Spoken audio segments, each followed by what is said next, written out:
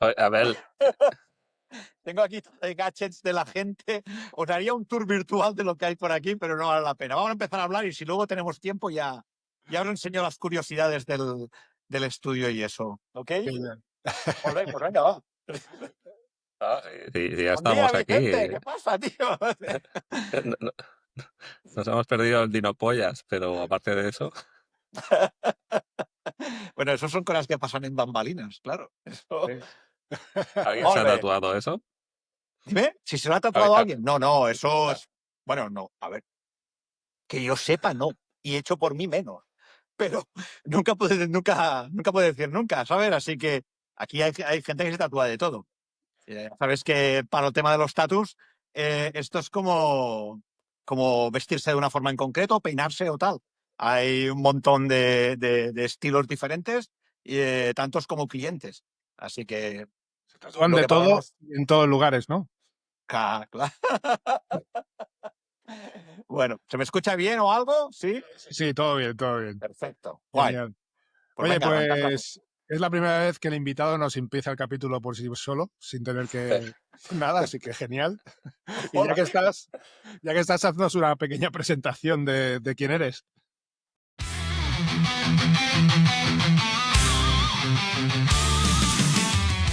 Bueno, pues yo soy Clavel Pujol, soy amigo vuestro de hace mucho tiempo, compartimos hobbies y afinidades, a veces la vida nos ha llevado juntitos y otras veces nos ha llevado más separados, pero siempre hemos estado un poquito ahí, ¿no? Yo qué sé, yo soy artista. Eh, esto que dicen de que los niños vienen con un pan bajo el brazo, pues yo venía con los pinceles y las pinturillas ya ensuciándolo todo desde que era muy pequeño. Muy pequeño siempre he tenido afición por el tema artístico y eso ha venido junto con una creatividad o imaginación a veces un poco desbordada. La forma de canalizarlo mayoritariamente ha sido a través del arte y mi vida siempre ha girado tanto a nivel personal como a nivel profesional alrededor de este leitmotiv. Ya que hablabas de pan bajo el brazo, eh, cómo de fácil es ganarse el pan como artista? Fatal. Y en España más. Pero bueno, en general, ganarte la vida como artista es difícil. Primero, depende de las expectativas que tengas. Depende de lo que te guste hacer, porque como artista esto es muy genérico, puedes hacer muchas cosas realmente, pero a menudo lo que te llena y te gusta no es lo que te acaba dando de comer y intentar hilarlo todo para que realmente eso que te apasiona sea lo que te paga las facturas al final de mes, pues depende de varios factores, es un trabajo arduo de años y no está garantizado que salga bien. A veces depende mucho del azar o de tener un buen padrino o simplemente de que la tesitura de la vida te permita sobrevivir lo suficiente para perseverar mientras tú picas y picas y picas en esa dirección para que al final puedas recoger los frutos. Así que bueno, yo mismo en varios momentos de mi vida me he planteado pues ganarme la vida de otra manera, ¿no? Y no, eso no quiere decir dejar de ser artista, porque eso lo llevas dentro y esa necesidad de crear y expresar la tienes. Lo único que si te vas a una fábrica a currar 8 horas al día, pues luego tendrás que encontrar tiempo por tu parte para poder sacar eso que llevas dentro como artista y plasmarlo y expresarlo. Y si no puedes, pues entonces es cuando vienen frustraciones y problemas. Pero lo ideal es poderte ganar la vida con eso que te llena. Eso, no como artista, sino en general, evidentemente, ¿no? Pero dada mi tesitura, pues sí, como artista es lo que yo necesito. Ahora, muchas veces eso se ha reflejado a lo largo de las décadas de formas de lo más inusitadas. Yo soy tatuador, ahora en septiembre hará 20 años.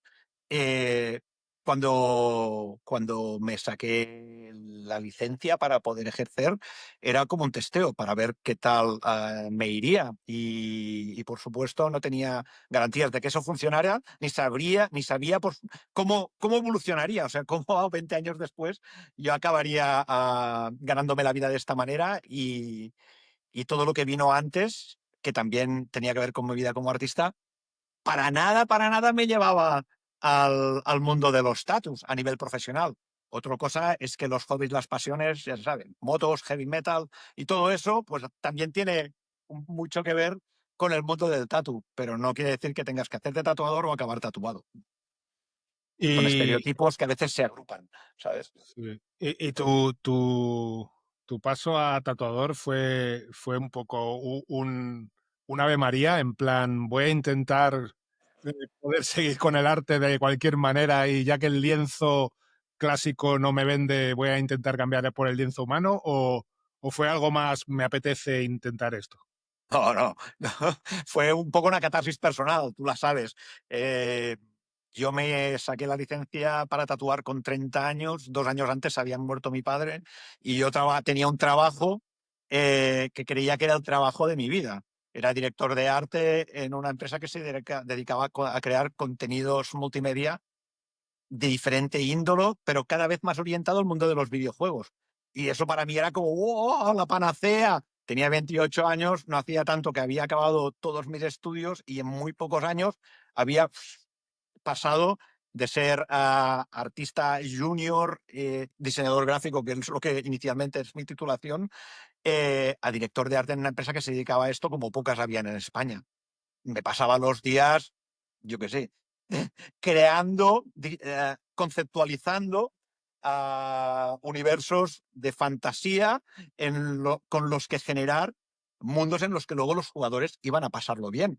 Y además, como artista, pues esa parte conceptual luego la tenía que plasmar en un papel o de forma digital y dar un poco forma a eso que en mi cabeza o con el equipo humano que trabajábamos en ese momento dábamos, empezábamos a moldear, por eso que tomaba forma real.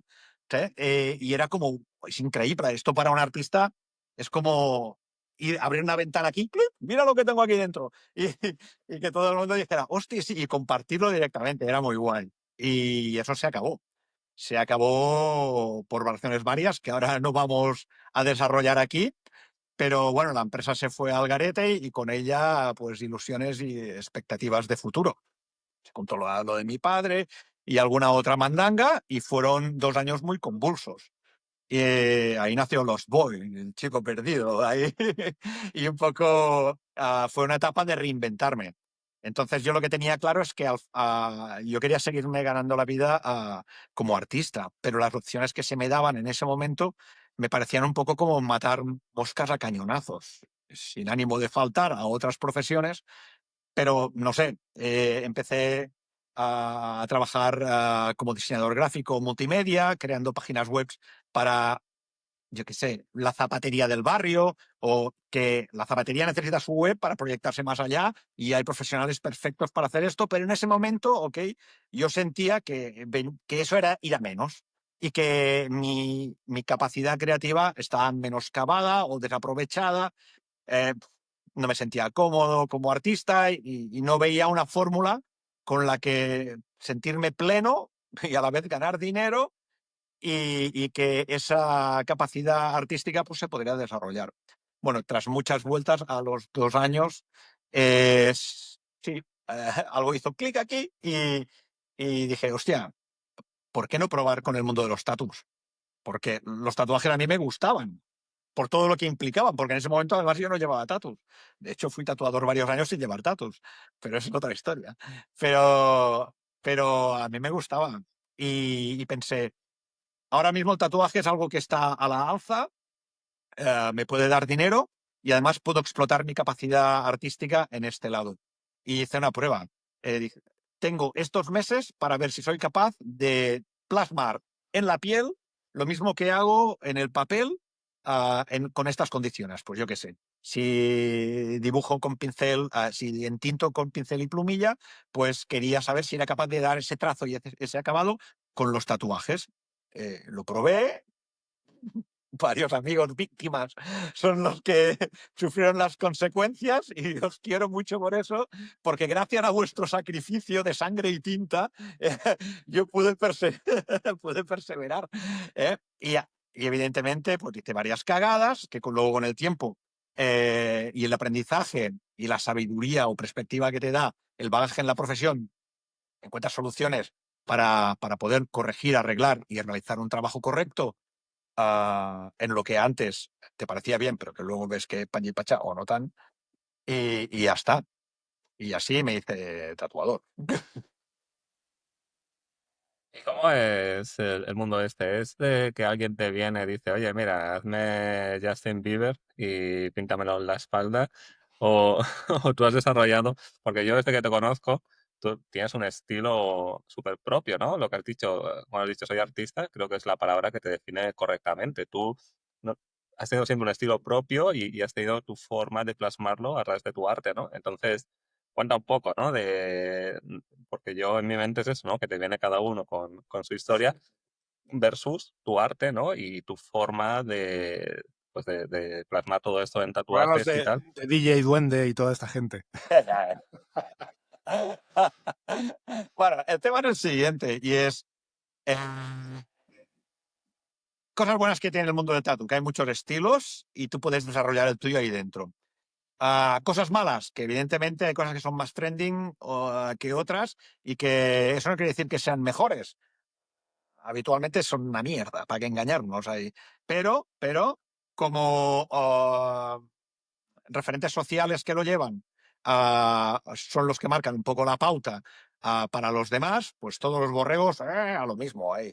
Y entonces lo que pasa es eso, que te viene gente con fotos de tatuajes ya hechos, que te dicen, yo quiero esto, porque les gusta. Ya no discutiré si es un tatuaje bonito o no. Yo solo me fijo en los tatuajes a la hora de emitir un juicio por si técnicamente están bien ejecutados o temas artísticos o gráficos, ¿ok?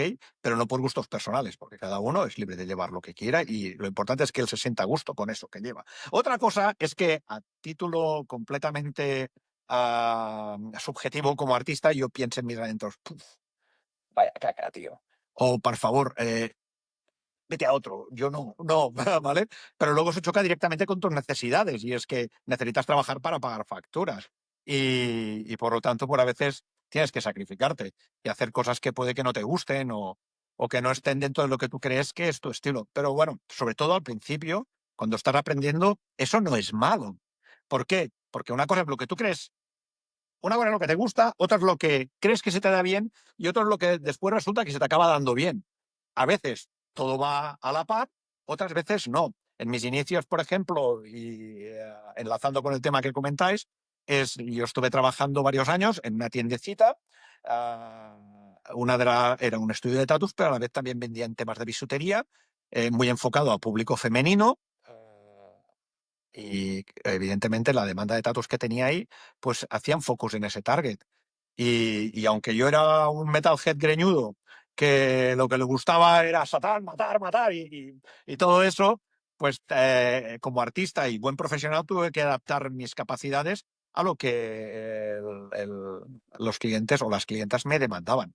Y me hice una jarta de hacer florecitas y mariposas y tatuajes de línea fina con los adornitos y, joder, tío, pues bueno, al principio pensaba, vaya mierda, pero bueno, sí que es verdad que pasaron dos cosas. Que la primera es que gracias a tener una buena base como artista tradicional, no me resultó muy difícil adaptarme a este tipo de trazos. Al final, la técnica de trabajar fino, meticuloso y limpio, entintando con una plumilla o con un pincel, te sirve para estas cosas. Eso por un lado. Y por otro, me vi forzado a salir de mi zona de confort y a desarrollar dos capacidades. La primera, la de tratar con un público que no es afín a mis gustos. Pero como esto es un trabajo cara al público, el de tatuador no es solo un artista en tu cueva pintando tus cosas y cuando te rayas clamas a los dioses en los cielos y te cagas en todo. Ahí no, estás cara al público. Por lo tanto, esas personas se merecen un respeto y tienes que tener un trato cívico y educado. Y por otro lado, tienes que desarrollar un factor, o es muy recomendable desarrollar una faceta psicológica donde tú puedas escuchar y entender lo que el cliente te pide, saber si eso es lo que realmente necesita en su tatuaje y luego saberlo plasmar. O sea, que se juntan a varias habilidades, no todas vinculadas con lo que es la técnica artística directamente, pero que creo que son muy necesarias para hacerte un artista del mundo del tatuaje global y completo, con el que conectas con el arte, pero a la vez conectas con la gente, ¿vale? Y eso, cuando estás en tu zona de confort, es muy fácil. Te vienen metaleros greñudos y te hablan de música que te gusta y de imaginería y otras cosas vinculadas al arte que también te gustan y rápidamente conectas. Y eso está guay, te lo hace pasar muy bien, pero te hace crecer como artista más lentamente. Y en cambio, de la otra manera, constantemente estás saliendo de tu zona y desarrollándote de una manera que primero a lo mejor no hubieras querido y luego no hubieras esperado, pero que es muy bueno porque luego todo eso lo puedes aportar a lo que sí te gusta. Y es como retroalimenta el tema, ¿sabes?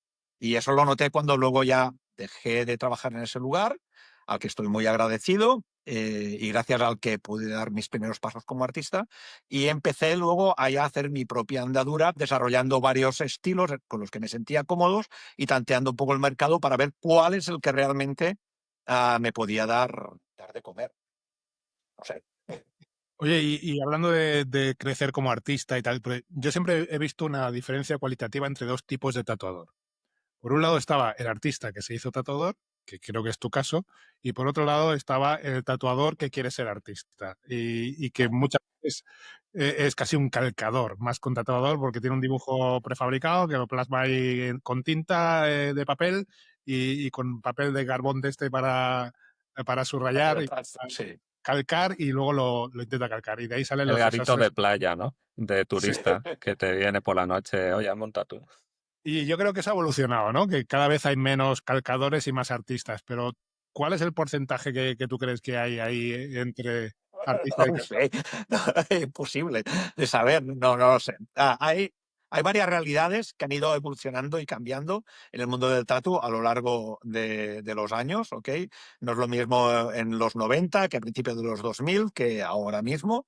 Sí que es verdad que un, alguien que ha recibido una formación clásica como artista, que tiene conocimientos de anatomía, teoría del color, perspectiva, composición, bla, bla, bla, bla. Luego puede resultar primero un artista del tatuaje mucho más polivalente, que sabe realizar correctamente más estilos, y luego que tiene muchas más posibilidades de crear y desarrollar su propio estilo, firma o línea, y basada en esos conocimientos que esa persona tiene y es posible, pero no garantizado que tenga más éxito con ese estilo, porque ahí volvemos a lo mismo. Hay un factor que tú no controlas, que es el azar, y otro que es lo que el mercado en ese momento está moviendo, y por muy bien que lo hagas, a veces no hay manera. ¿Vale? Pero sí que es verdad que tener una buena base como artista, ya no en el mundo del tatuaje, sino para ganarte la vida en general en este mundillo, es harto necesaria para poderte adaptar a los cambios que la vida te pone delante, siempre intentando siendo fiel a a tu criterio como artista. Es decir, bueno, ahora me dedico a esto, mañana me dedico a lo otro, pero al final siempre es arte, que es lo que uno necesita para poder sentirse bien con uno mismo y a la vez ganarse la vida, por Pero te supuesto. preguntaba sobre todo porque yo vi que tenías una sección en tu Instagram de desastres que has arreglado, ¿no? De Bueno, sí, gente sí, que te claro. llegaba con tatuajes y que tú tenías que Sí, cubrir sí. con Eso algo. también es parte de una época, ¿no? Sobre todo más cuando empezaba, en el lugar donde empecé a trabajar, pues evidentemente como estudio de tatuaje ahí ya funcionaba durante un tiempo.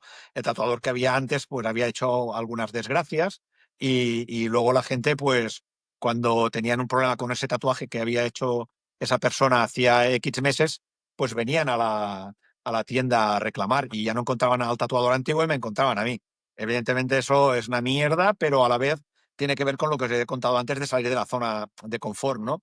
Pues me forzó a primero saber tratar de forma empática y educada a esas personas que venían un poco cabreadas y echaban su bilis en mí cuando yo no sabía ni dónde venían las tortas.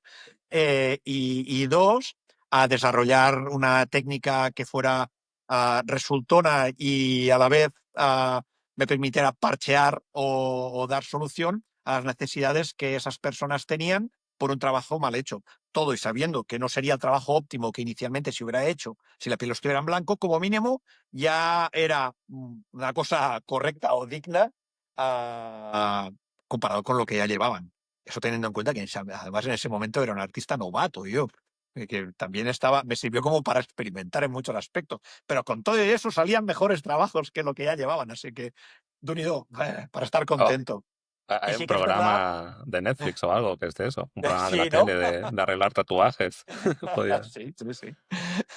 Pero bueno, y con todo y eso, es lo que decía Antonio, ¿no? Un poco que te viene la gente a veces sin criterio, con un criterio dudoso, o un criterio influenciado por referentes sociales de mierda, y que te dicen, yo quiero esto porque mira cómo mola. Y tú ves el tatu y dices, guau, tío, es que, a ver, tampoco es nada del otro mundo. ¿Cuál Pero es luce guay porque la percha de quien lo sí, lleva está guay, ¿sabes? Y claro, es como, ojo que yo a poder te lo puedo hacer, pero de repente no van a ser ni más guapos, ni van a estar más cachas, ni más, ¿sabes? Porque eso depende de otros factores que a lo mejor tú tienes que trabajar por otro lado y no del tatuaje. Y cuando tengas todo eso, pues si quieres te tatúas eso o no, ¿sabes? en Eso ya estos años, a ver, que llevas con esto, ¿cuál es el tren más lamentable que has visto?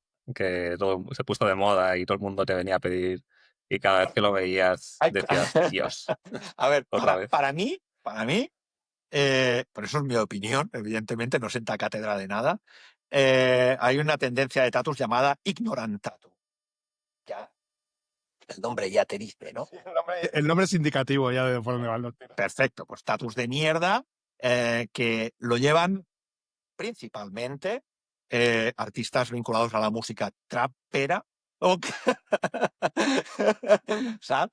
O malotes de barrio, o tatus de mierda mal hechos. Como artista eso no tiene que, creo yo que no te llena, o a mí no me llenaría, no supone un reto, o sí, el de cómo puedo hacerlo peor, ¿sabes? Me cuesta mucho encontrarle una reflexión conceptual detrás de ese tipo de arte a nivel de no, estamos reivindicando que todo es una mierda y por eso llamamos tatus de mierda. Yo qué sé.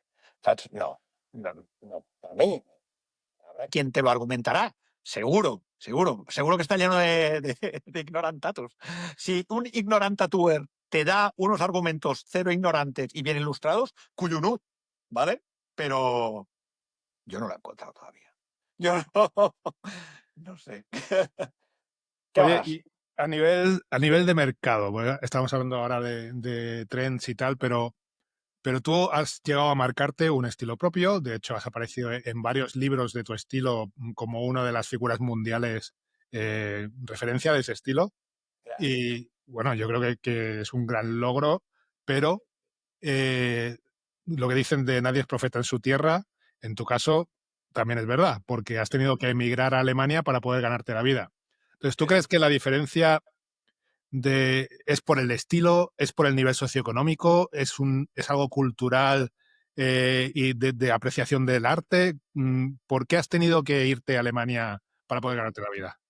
Vale, venga. A ver, el tema es, recapitulemos un poco. Yo me fui de la tienda, desarrollé mi estilo. Mi estilo en ese momento era realismo oscuro e ilustrativo, ¿vale? A tope de calaveras, diablos, guerreros y mandangas. Hacía, evidentemente, si venía alguien y me pedía el retrato del perrete, lo hacía correctamente, pero con lo que me sentía cómodo es dando rienda suelta a mi imaginación en el lado oscuro. Con el boom del mundo de los tatus, eso ha tenido dos cosas buenas. Bueno, ha tenido algunas cosas buenas y otras no tan buenas. Cosas buenas, sobre todo para el usuario o cliente, es relativamente fácil encontrar un tatuador que te puede hacer el retrato de tu perrete de forma correcta, a lo mejor no genial, pero correcta, sí, en la esquina de cualquier ciudad pequeña. No hace falta irse a la gran capital ni cribar estudios de tatu en busca de ese genio haciendo perretes, que los hay. Pero depende del target que seas, a lo mejor ya con el artista del barrio que lo hace correcto. Ojo, no es malo, es correcto, está bien. Ya está guay, ¿vale? Eso que hay que decir, para el mercado, mucha competencia. Ha entrado mucha gente joven, eso no es malo. Ellos, al popularizarse la cultura del tatuaje y tener mayor aceptación social, ha abierto la puerta a que entre mucha más gente y lo han visto como una salida profesional donde los artistas se pueden ganar la vida, como hice yo en su momento, ¿vale? Pero ahora a un nivel grandioso. Además, esta gente joven tiene acceso a materiales, a formación y a toda una serie de recursos que los de la vieja escuela nos costó años encontrar cómo desarrollar la técnica o cómo esos errores no debían perpetuarse o toda una serie de cosas, un aprendizaje que tardabas muchísimo. Y eso es bueno, ¿vale? Y además, esto, muchos, no todos, pero muchos de estos artistas jóvenes que acaban asentándose en el mundo del tatu tienen mejor formación artística que los artistas de la vieja escuela de base, ¿vale? Entonces, ¿eso qué los hace? Que en poco tiempo desarrollen una técnica suficientemente buena como para ir haciendo los perretes de cualquiera. Y al final todos pescamos los peces del mismo charco. Entonces, la competencia es dura y eso a veces acaba generando malas praxis de mercado o maleducando a los clientes en el sentido de reventar precios o crear fórmulas de competencia desleal o bla, bla, bla, bla, ¿vale? Pero bueno, el kit de la cuestión es que yo creo que para mí lo mejor que pude hacer en su momento es cuando vi que esto pasaba, es encontrar un nicho en el que desarrollarme y apretar fuerte en esa dirección para desmarcarme de la competencia. Entonces, yo siempre he sido un friki de la mitología nórdica y de la historia antigua, a la par que de la fantasía. eh, que eso es algo que si queréis hablamos luego porque puede dar para mucho y también nos une.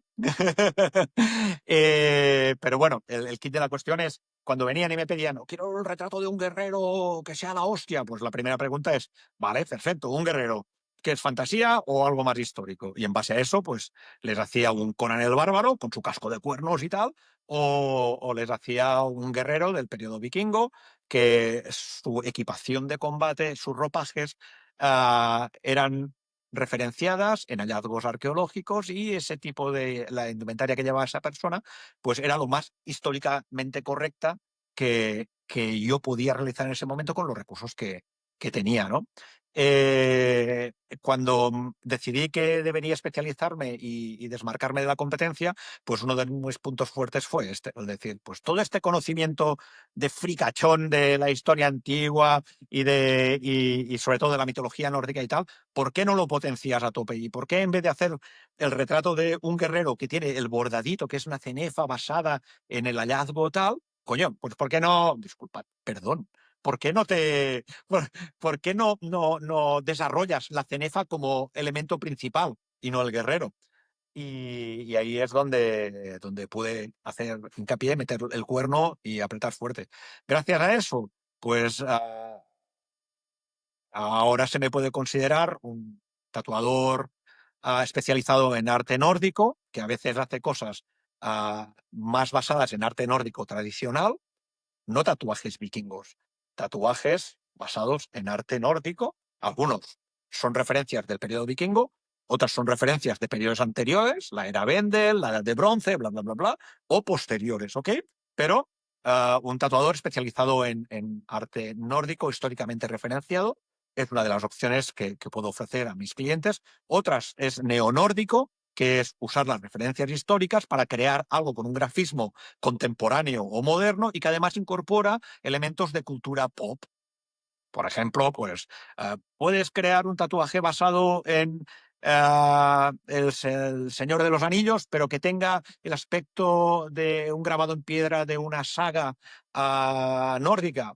Pues sí, por supuesto, evidentemente, eso no es un tatuaje histórico, aunque use elementos gráficos de hallazgos arqueológicos, pero es un poco cómo usar el conocimiento de lo antiguo y plasmarlo en tiempos modernos, pero que tenga ese flavor, ese espíritu del arte creado hace 1000 años o más.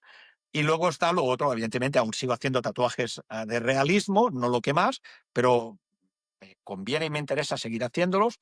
Primero, porque es un break de lo otro que hago, y segundo, porque me permite mantener mis habilidades como tatuador de ese estilo vivas.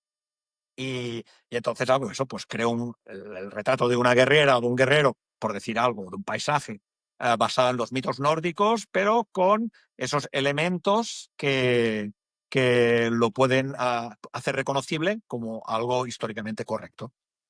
Perdón, yo recuerdo una anécdota de un tío que te pidió un guerrero y le tatuaste a un colega nuestro en Sí. Andorra. Bueno, esa es otra historia, ¿no? Pero sí, antes de hacer foco en el tema nórdico, pero sí ya pudiendo desarrollar mi faceta como tatuador metalero de cosas de fantasía y tal, pues a veces me venía gente, quiero un guerrero, un caballero tal, en esos momentos mi vida giraba mucho alrededor de temas relacionados con el rol en vivo y teníamos una asociación, la Hermandad del Acero, eh, y hacíamos muchas actividades y éramos en algunos aspectos un referente, a veces para bien, a veces para mal, en España de este hobby o actividad. Y como entonces Internet tenía ciertas referencias, pero eran muy limitadas también, o todos los artistas usábamos las mismas, pues cuando alguien me pedía referencias de guerreros, yo tenía la suerte de tener un elenco de modelos a mi disposición con un montón de fotos molonas que poder usar. Y dos veces me pasó, una vez usé la foto de Mike, un amigo nuestro, que vestido full plate con la armadura y tal, y, y esa fue mi referencia de guerrero, y era él, su armadura tal, en el cliente, evidentemente le expliqué la tesitura al cliente, el cliente se flipó, me dijo, sí, sí, sí, yo lo quiero. Y de hecho, grabamos un vídeo para enviárselo a Mike cuando acabamos ahí gritando el nombre de su personaje de ficción o avatar para rollo motivacional, ¿no? Y otra vez alguien me pidió que le tatuara mi casco. Yo tenía un personaje llamado Urgular, tenía una indumentaria muy concreta con una armadura que me había diseñado yo y un herrero me había forjado a medida y un cliente me pidió, "Hostia, este casco tal", y nada, y le tatué mi casco. No sale mi cara, pero todo el mundo que conoce o ha conocido a Urgudar y sabe su indumentaria ve ese casco y solo hay ese. Así que rápidamente se reconoce, ¿no? Así que sí, bien, bien. Son anécdotas de... Y, Volviendo a por qué te has tenido que ir a Alemania, sigue tu historia. y eso. Y enlazando con el tema de Alemania, bueno, pues pasan varias cosas. España es un buen país para ganarte la vida tatuando, aunque ahora a nivel global el mercado está un poco pachí-pachá, pero no es una cosa de España o Alemania. Es en general, como muchas veces habéis hablado de las mierdas mundiales que se mueven aquí, pues también afecta al mundo del tatuaje, evidentemente. Eh, pero sí que es verdad que hay zonas geográficas que ciertos estilos tienen más tirón que otro. Y también es verdad que hay países que tienen mayor poder adquisitivo que otros, y también es verdad que hay países que tienen una cultura del tatuaje más aposentada que otros, o donde está más aceptado, etc, etc. Los países de origen germánico o raíz anglosajona tienen una cultura del tatú largamente extendida y muy integrada en su sociedad. La mayoría son más ricos que España, entonces la gente puede desprenderse de un dinero que inicialmente es un lujo, porque un tatu no se come, un tatu no se viste, o sea, sí se viste, pero no te tapa del frío.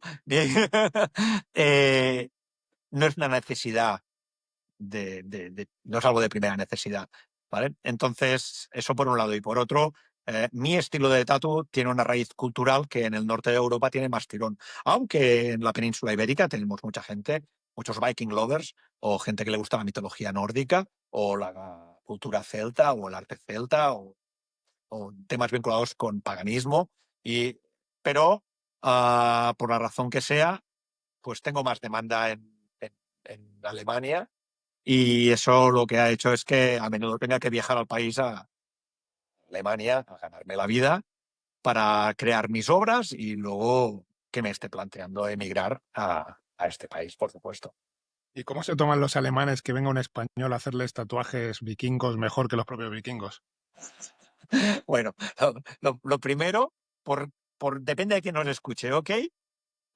Los alemanes no son vikingos ni tienen una raíz vikinga, son de origen germánico, y los germanos, algunas tribus germánicas emigraron a Escandinavia, y parte del origen de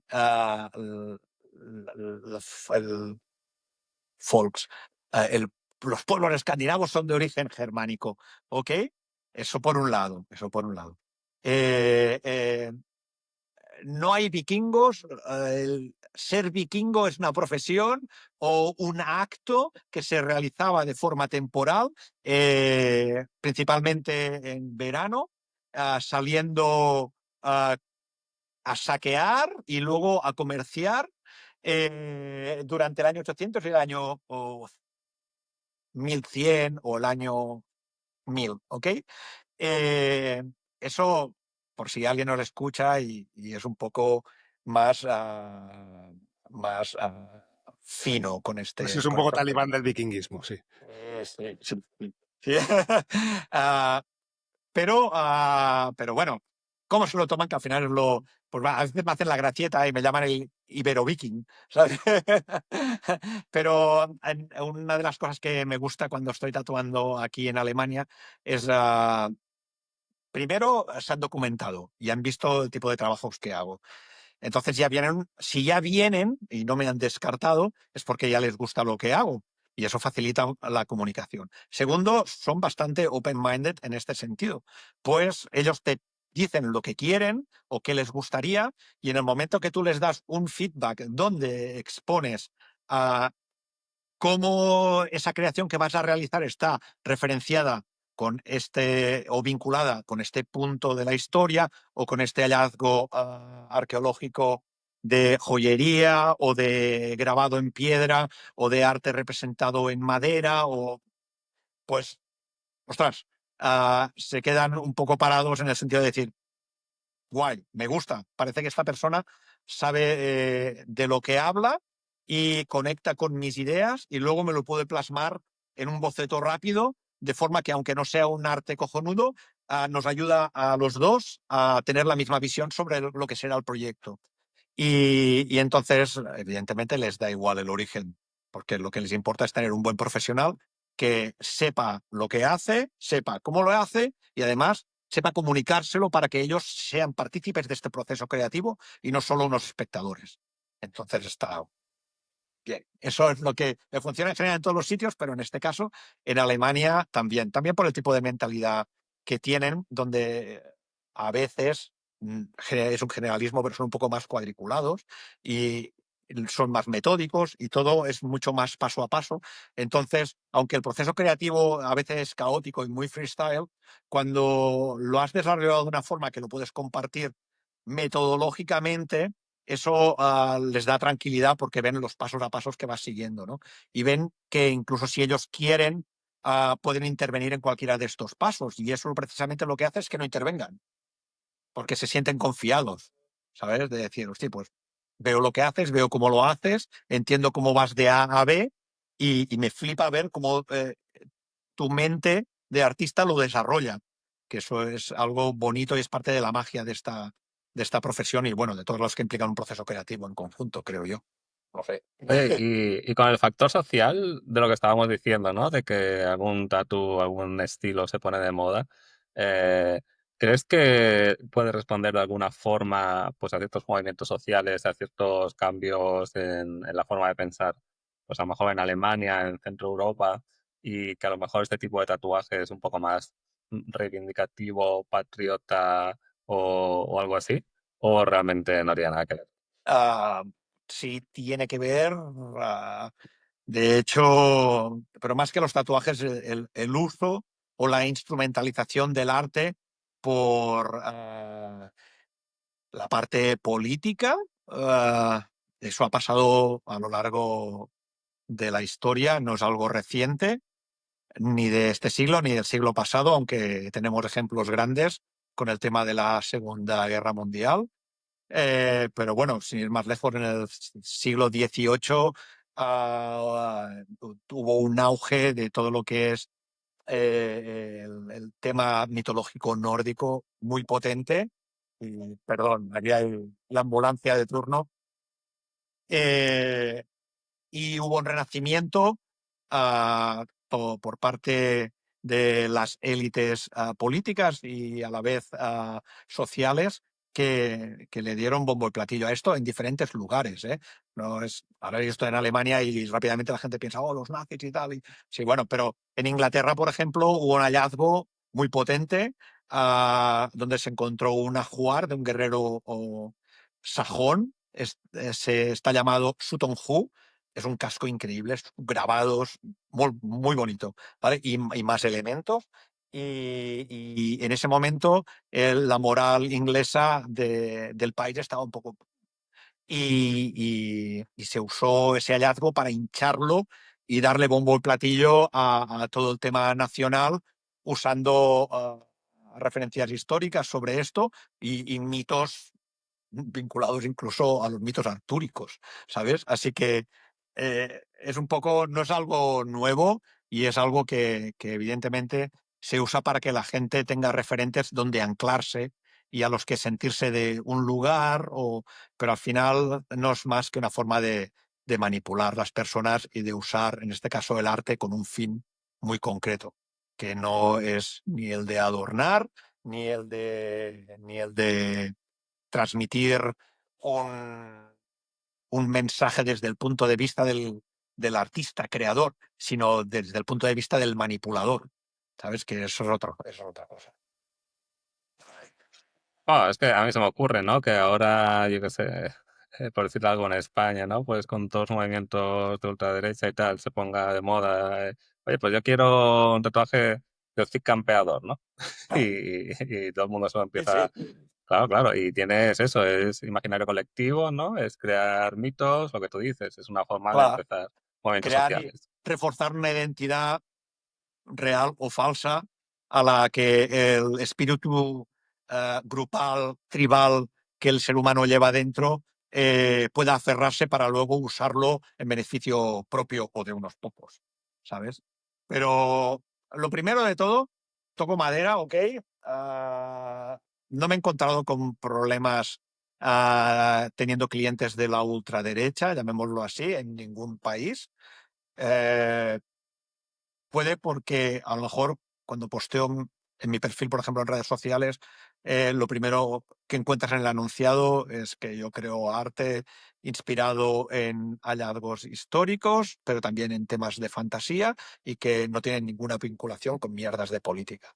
Y eso ya es un primer filtro. Lo segundo es que antes de tatuar nada siempre hablo con el cliente para saber qué quiere, cómo lo quiere, qué puedo hacer yo al respecto. Y eso ya me da un feedback de las motivaciones y del perfil personal del individuo que tengo delante. Y ya me ayuda a luego decidir por mi parte, porque esa es mi opción.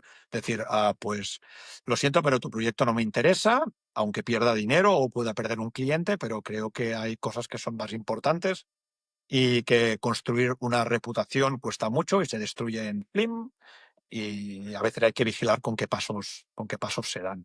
Y estando fuera de España, el hecho de que, y tatuando en el norte de Europa, a veces, ¿vale? Yo me río con esto porque es como, es muy difícil que un nazi venga a pedirme que yo, un ibérico, por mucho que haga tatuajes nórdicos, por mucho que mi arte sea correcto o esté bien o pueda gustar relacionado con estos temas, al final no dejo de ser alguien que viene del Mediterráneo, que además luce como un Mediterráneo. eh, por lo tanto, no soy puro ario y estoy tatuándolo. Es como, este tío va a manchar mi piel aria, pura, inmaculada. Maldición. Y eso ya, fiu, fiu, ya me evita estas cosas, ¿sabes? De hecho, a veces los problemas que pueda haber tenido con individuos vinculados a la ultraderecha o pensamientos ultraconservadores y tal, me vienen más por redes sociales desde Estados Unidos. Pero al final, para mí es como una minucia, en el sentido de que esa persona que está entablando contacto conmigo no es un cliente, es solo alguien que interactúa a través de las redes sociales desde el anonimato, plasmando su hate o odio o lo que sea versus mi arte, argumentando unas razones que, bueno, pues pueden ser muy, muy cuestionables, ¿ok? Entonces, si me apetece y estoy inspirado, entro al trapo, discutimos un ratito y luego se acabó y adiós, muy buenas. Y si no, pues directamente bloqueo y no pierdo ni tiempo ni energía con energúmenos y tonterías. No sé. Oye, ¿Qué vamos a va? cambiar un poco de Soy de tercio. malos tatos, ¿eh? Ahí, chicha, ¿eh? Sí, sí, por eso te decía, vamos a cambiar un poco de tercio porque tú tienes una mentalidad polifacética brutal Siempre todo con un poco quizá con un tema subyacente, ¿no? Pero has tocado muchísimos palos aparte de los tatuajes y aparte de la vida profesional, ¿no? Y has hecho mención antes al tema de la hermandad del acero, del hobby del rol en vivo. Una de mis primeras experiencias eh, de amistad contigo fueron las jornadas de rol de Canovelles, ¿no? Que organizabais ahí el club de rol un fin de semana de friquismo absoluto, casi sin dormir todo el fin de semana, que culminaba con una cena medieval y un rol en vivo en los campos, que ya no hay tanto campo porque han construido por todos lados, del norte de Canovellas. ¿Cómo surge en ti esa afición por el rol, la simulación histórica y qué te ha aportado en la vida? Pues al final, como veréis, todo está molt embrancat, todo está muy relacionado. Eh, el tema creativo y imaginar siempre ha estado ahí y el arte ha sido uno de los canales, pero otros canales han sido la música, las películas, la lectura, etc. etc.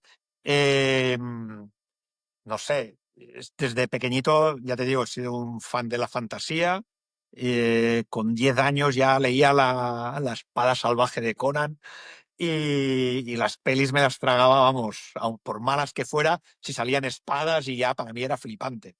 Y, a la par desarrollaba mi arte, mejor o peor, pero mi temática siempre era esa.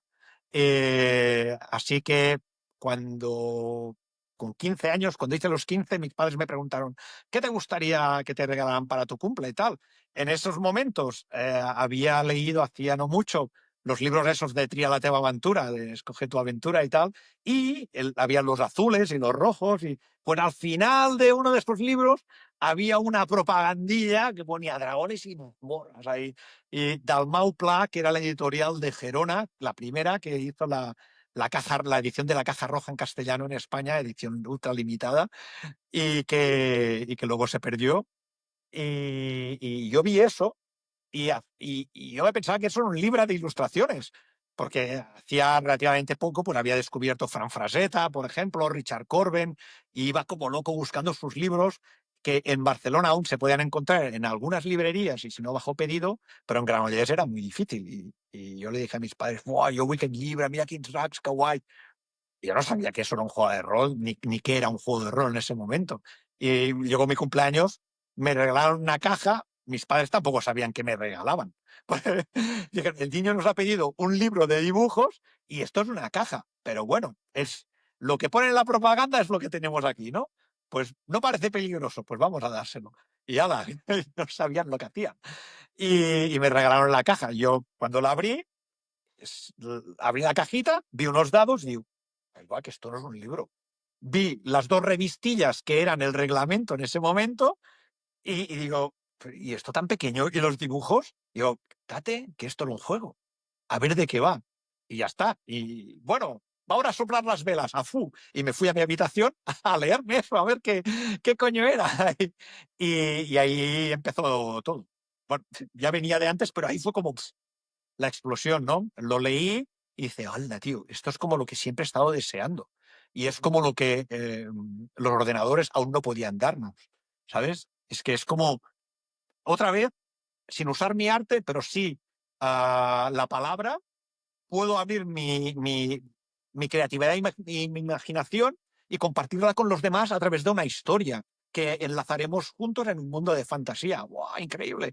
Y ya está. Y ahí empezó mi andadura con los juegos de rol, muy intensa hasta los 26, jugando de forma regular a diario, ya fuera en el Insti o en el cole o en el club de rol o donde fuera, o con amigos, a veces incluso con la familia. Me acuerdo que al principio, para mi tranquilidad y la de mis padres, les dije, anem a seure que us ensenyaré què és això. Y les enseñé, y digo, vamos a jugar una partida de rol y jugamos una partida de rol. Mi suerte, mi padre le gustaba mucho la ciencia ficción y la fantasía, leía mucho y aunque no tenía ni idea de esto, pues rápidamente le pilló la onda y bueno, vio en qué podía ser peligroso y en qué no. Evidentemente tenía sus peligros, nada que ver con la leyenda negra del tema de los juegos de rol. El peligro para mí es que me pudiera absorber mi atención y los recursos que yo pudiera dedicarle a los estudios, pues por flipado se fueran todos a, a inventar mundos de fantasía y a compartirlos con mis amigos. O a crear mi arte basado en mis vivencias e imaginaciones en jugando con los juegos de rol y no haciendo los deberes del cole. Bueno, Ese es el pero peligro real. había un miedo, y aquí me he sentido identificado, ¿no? Porque es una historia parecida a como en tu adolescencia alguna cosa te peta la cabeza, ¿no? Y te abre la imaginación a un nuevo mundo, ¿no? Y dices, ¿qué es esto? Pero en aquella época todo el mundo estaba muy nervioso. ¿Tú te acuerdas del asesino de la katana? Que Sí, sí. era un chaval en Valencia, ¿no? Que se le fue la olla y mató, no sé si a sus padres con una katana o a su padre, no recuerdo bien.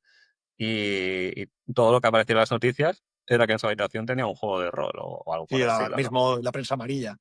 Y a Vamos a partir de darle bombo aquí, y platillo. claro, claro, pero en aquella época todo el mundo veía el mismo informativo, la misma noticia, y lo que te estaban diciendo de forma subyacente es, de alguna forma, el juego de rol, El rol es malo y ha vuelto a majar a este. De hecho, sí, yo sí, me iba a las influye. jornadas, yo me iba a las jornadas de rol y mi madre me decía, cuidado con lo que haces.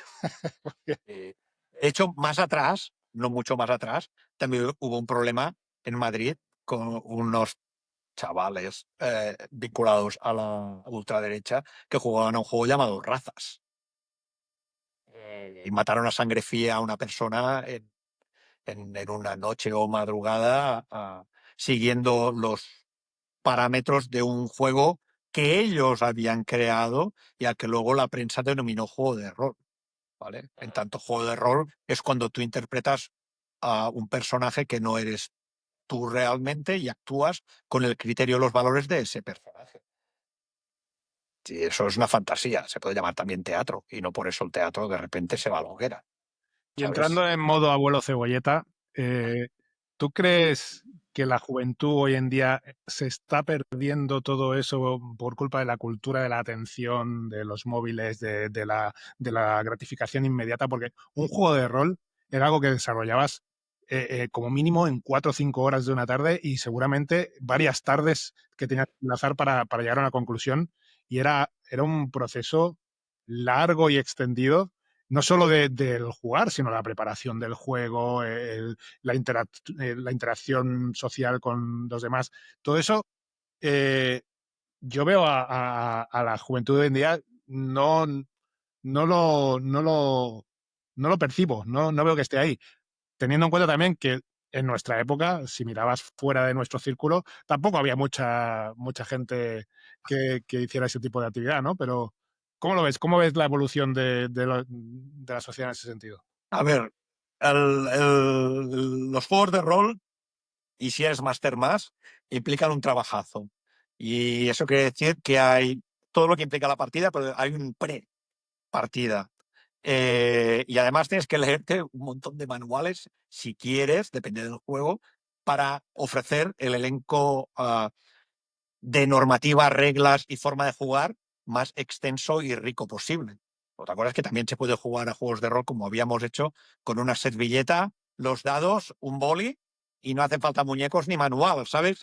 Si el máster ya controla ciertas reglas, se puede sacar sus propias reglas ultra básicas que permitan desarrollar esa partida y disfrutar, porque al final lo importante es pasárselo bien, da un poco igual si usas un reglamento muy complejo, muy básico, da igual el universo de fantasía en el que estés. Pero el tema es, pasan dos cosas. Es que, como bien has dicho al final, nosotros éramos unos frikis y muchas veces podía ser que el perfil del rolero fuera un inadaptado social. Aunque yo creo que es verdad, un porcentaje de esos, de este estereotipo puede ser cierto, y luego había otros en los que yo me considero y también a vosotros. Sí, jugaba rol y le dedicaba muchas horas, pero también hacía deporte, también tenía una vida social plena y una serie de cosas que no solo me hacían estar focus en eso, aunque le dedicaba muchas horas y atención, pero el mundo era más grande y hacía más cosas, ¿ok? No me aislaba, no estaba en una burbuja, eso por un lado. ahora los juegos de rol son trending. Entonces, ser friki es guay.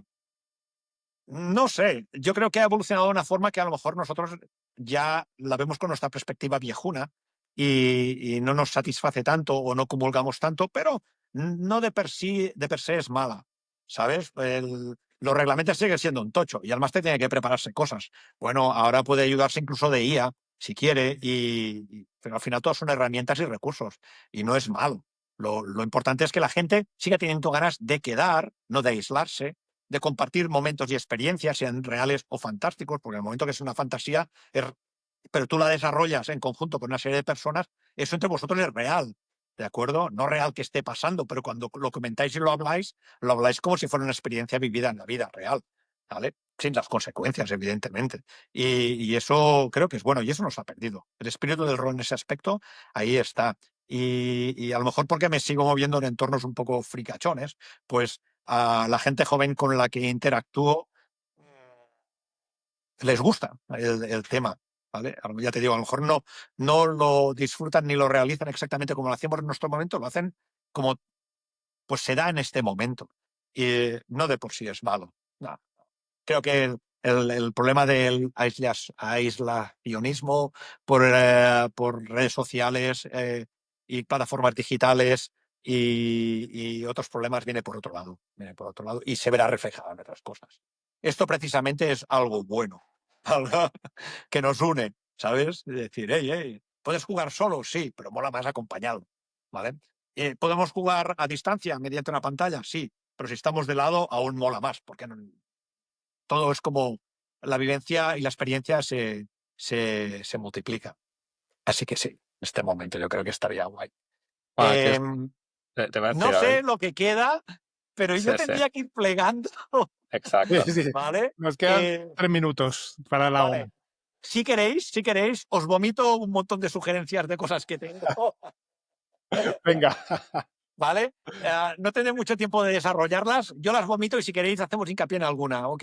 Me las he apuntado para no olvidarme. Porque, digo, seguro que con tanto bla, bla, bla, luego ya verás. Vendrán las prisas. Molt bé. Música.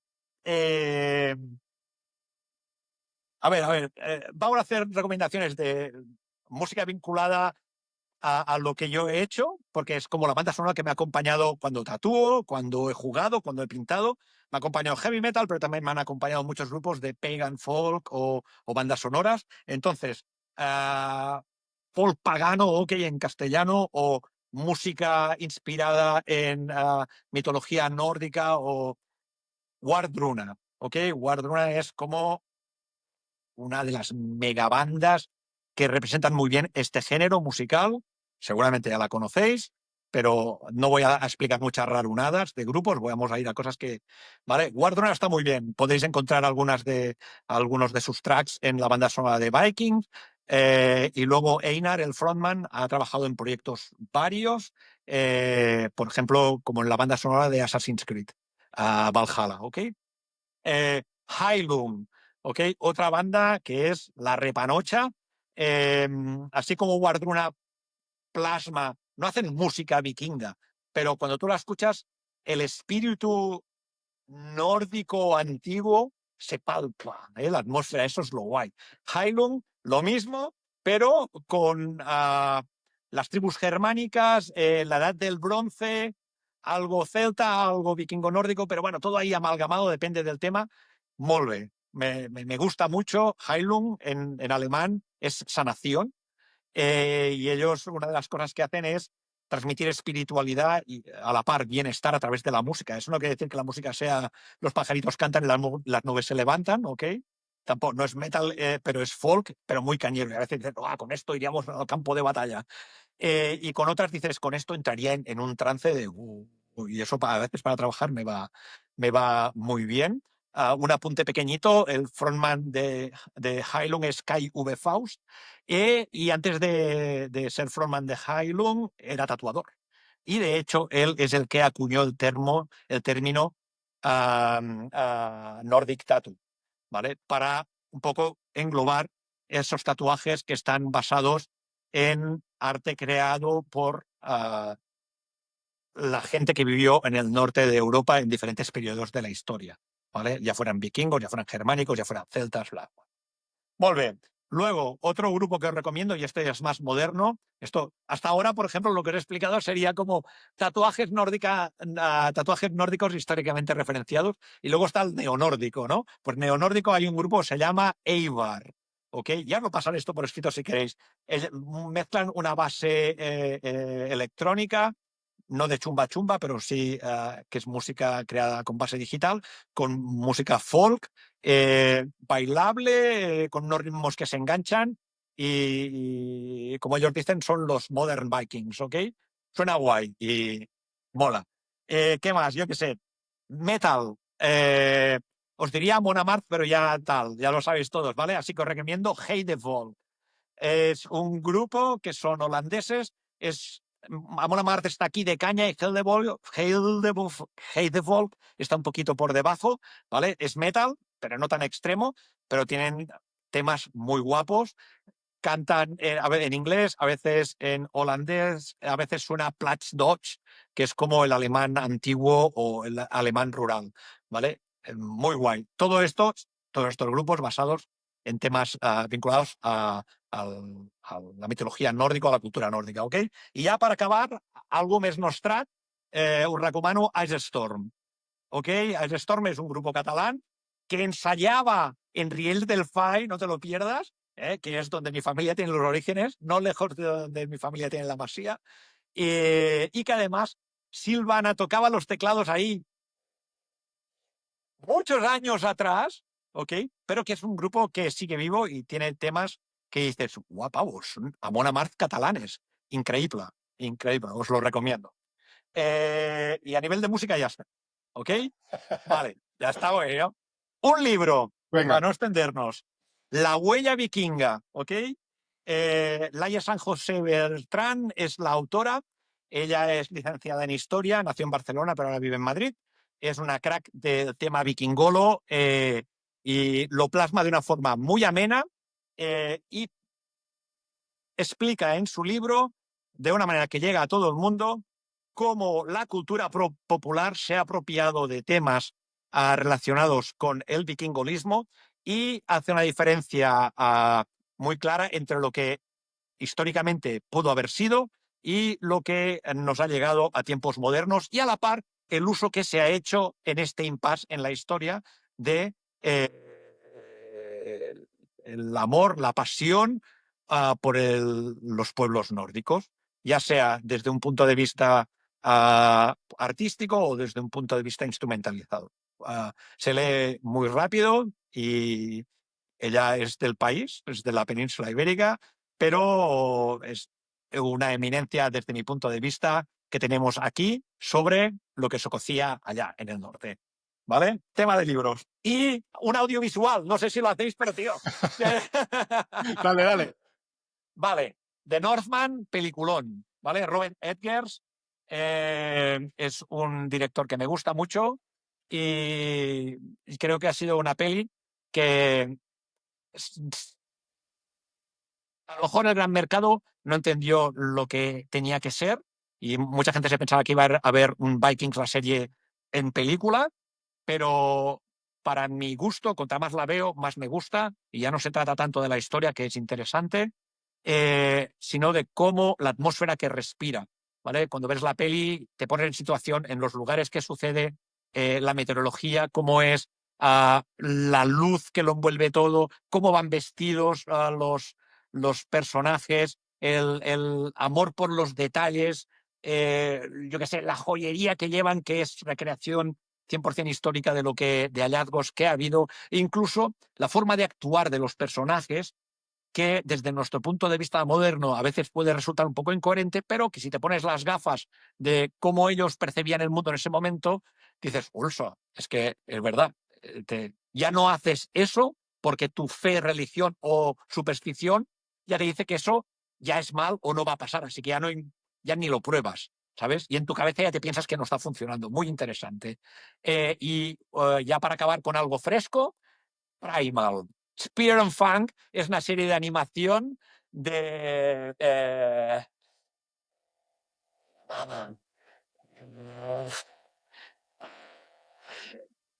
Gendy Tartarovsky, me parece que es el nombre, perdón, no sé si lo he dicho bien. Increíble. Junta todos los estereotipos de fantasía y historia que siempre he querido. Dinosaurios con neandertales o hombres primigenios, los primeros Homo sapiens, luego algo de las edades de los metales, el bronce, el hierro, todo ahí amalgamado de mala manera en una serie sin diálogos, solo ruidos, gruñidos, mucha emoción, violencia por un tubo y una banda sonora hecha por Tyler Bates, el de 300, que hace que los episodios de 20 minutillos se te pasen aquí y quedas más todo el rato sin piedad. Y creo que ya está. Casi has calcado el apellido, Tartakovsky. Pero sí, es un Google rápido. Tartarovsky, yo qué sé. Bueno, a ver, yo seguiría aquí grabando para ver cómo haces el próximo cliente que te va a llegar en nada, pero... Pues mira, era un chico que viene de más allá de Hannover. Sí. Llegó, se cascó ayer 6 horas de coche, terminó de trabajar, se cascó 6 horas de coche por la noche, durmió lo que quedaba de noche en el coche y se vino a tatuar ayer. Hoy ya ha dormido en el hotel, ya. Espero que venga tranquilo, limpio y relajado y vamos a rematar la segunda sesión. Y de hecho tengo por aquí lo que vamos a hacer. ¿Sí? Sí, No sé, ¿eso de una pierna o esto es brazo? un brazo, sí, aquí así. Muy bien. Es una especie de Yggdrasil, el árbol, y abajo Nidhogg, que es el dragón que roe las raíces del Yggdrasil. Así que bueno, ya ves. Bueno, pues como le decía a Vicente por privado, esto ha sido un capítulo en autopilot, porque tu pasión desborda por todos lados, por los poros, y ha sido el capítulo más fácil de grabar que recuerdo. Nos han faltado las palomitas. Bla, bla, bla, bla, bla. Este tío no calla. ¿Qué va? De hecho, como por supuesto estoy seguro que Vicente estará de acuerdo, te tienes que venir otro día y hablamos de otro de los temas. Facetas o lo que queráis. Las facetas que tengas. Y nada, mucha suerte con la experiencia en Alemania, que te echamos de menos por aquí, pero sabemos que allí te quieres mucho. Ya. Y muchas gracias por dedicarnos una horita un domingo por la mañana. Venga, un abrazo para todos. ¡Hasta luego!